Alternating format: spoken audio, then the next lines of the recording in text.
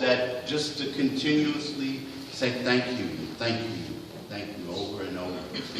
And see what things transpired and happened for you in the week by just that very simple process. As we mentioned, Pam Grout talked about a man who was a Japanese billionaire who, that was his process. He just simply repeated thousands of times a day over and over, thank you, or arigato in Japanese. And just the thing that can happen, transformation that can happen when we become filled with gratitude and continue to say thank you. So if you did do it and you had results, thank you. And hope that others of you will consider that, because one of the things that I've figured out is that particularly when things started to get a little bit rough, I would start to do that, and it made a difference. Just thank you. Nothing specific to say thank you, just thank you over and over again. And transformation would happen even in those moments that were difficult for me. And now we're in a new month. The month of December. Many people are still, maybe some in food comas after Thanksgiving.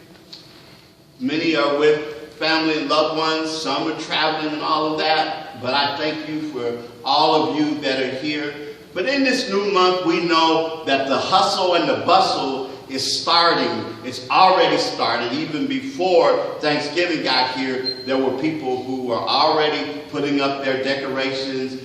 Celebrate Christmas for the Christmas holidays. Other people were getting ready and all of that. I know there was a video of Maid playing Carol of the Bells, and I sent her a note saying after I watched that video, it got me inspired. And yesterday when I was in the shower, I played in the shower some of the music that I have for the holidays because it kind of got me in that mood. But some people also refer to this as the holidays, D-A-Z-E, because it can get us in such a frenzy and in such a kind of mode and flow with the whole idea of consumption and buying and doing and all of this, that sometimes we can become overwhelmed by all of that, thinking that we've got to buy everything and get everything. And we know that Black Friday just passed and there were all kinds of sales and people were in stores getting stuff, and you know, Cyber Monday is tomorrow and Giving Tuesday and all of that that's focused on giving and doing and consuming and all of that. But I want to take a step back this month from all of that to talk about some things. I want to talk about the idea of being forever holy.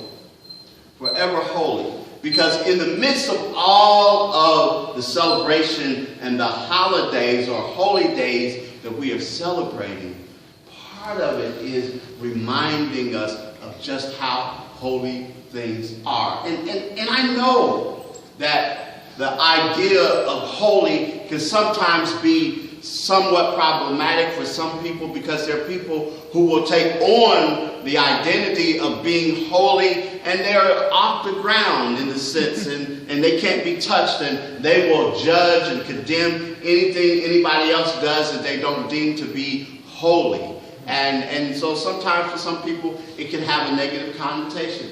I can remember going one time when I was still early in my journey of making the transition into New Thought, and there was a particular seminar that was taking place in Atlanta that I saw, that a man who had been, Ron Roth, who had been a Roman Catholic priest, and Ron found himself in the midst of what he was doing, suddenly praying for people, and as he prayed, people were being healed, and his superiors in the Catholic Church were saying, you know, we're not having Oral Roberts here, you need to get a handle on this and stop this. And Ron decided, well, if they're not going to let me use the gift that I have, I'm just going to leave. So he left the priesthood, and he started teaching about his method of prayer.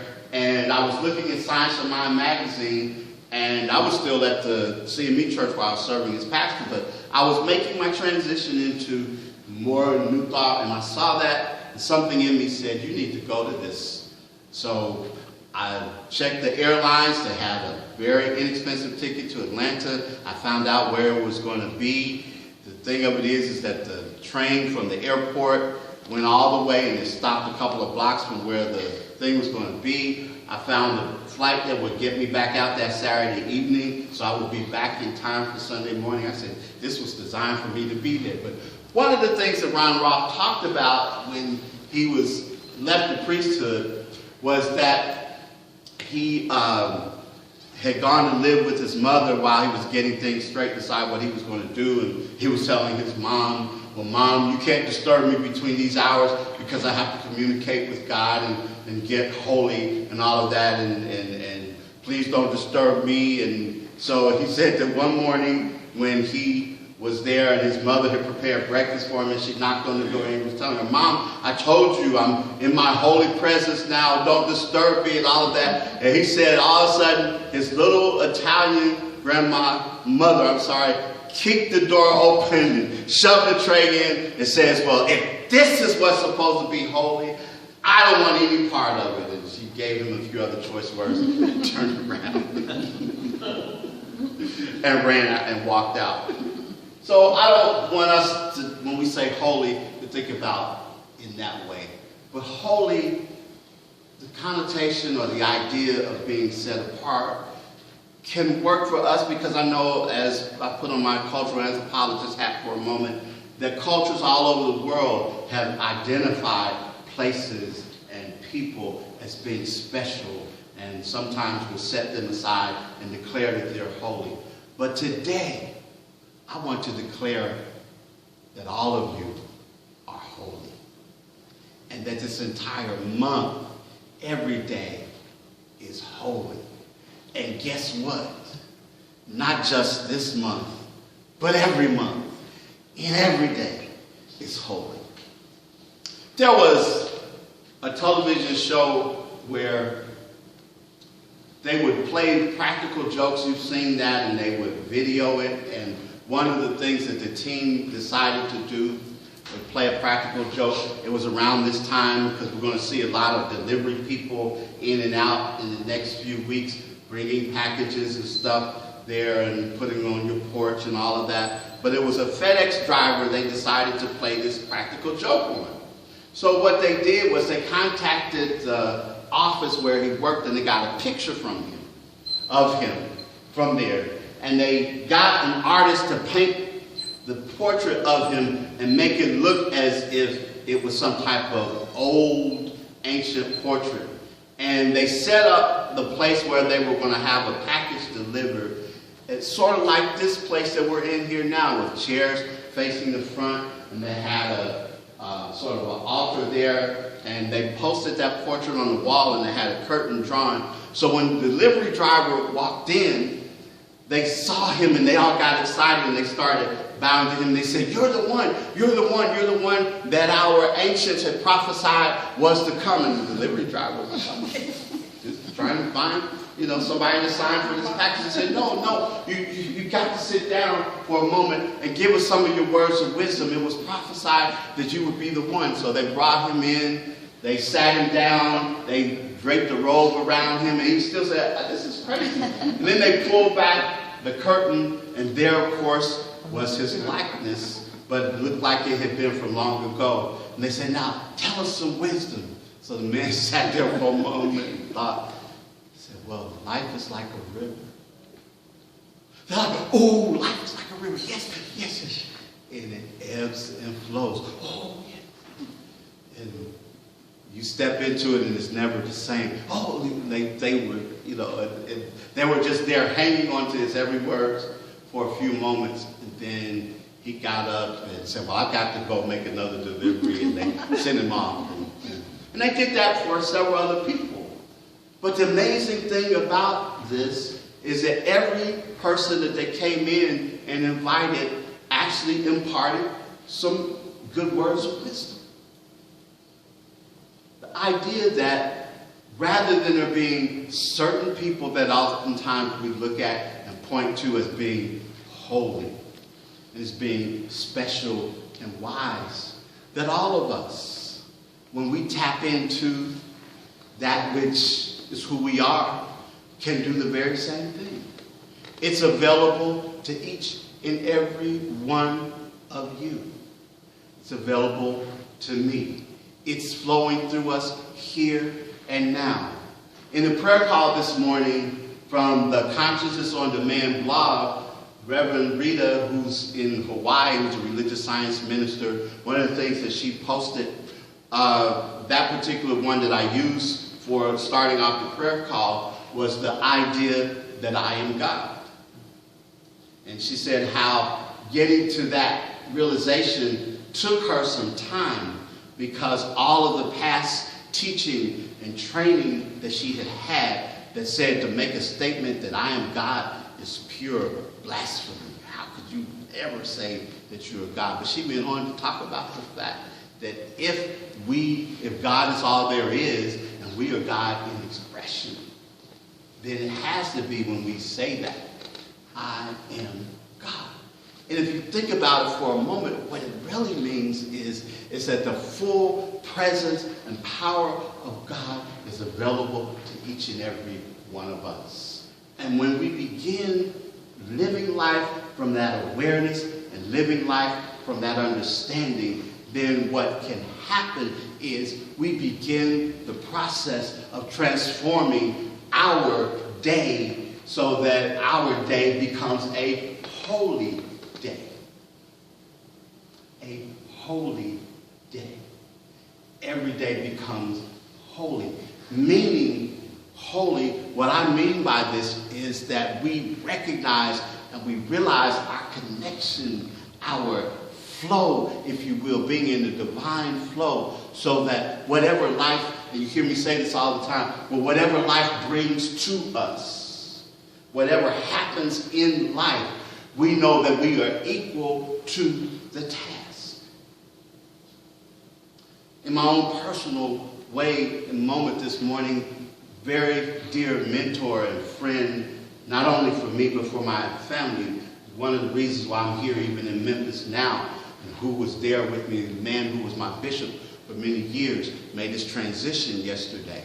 And it's been a very sad time for me, an emotion-filled time for me. Knew it was coming because he was on life support, but it was still rough to get used to that idea, because even when I organized Open Heart, he was supportive. He supported me in the beginning years, and all of that, and continued to stay in touch, continued. And he and my father are best friends. So it's just really kind of one of those things. And I know I got my cry out in the shower this morning and all of that, but I continue to go back to the idea that in all of this, God still is.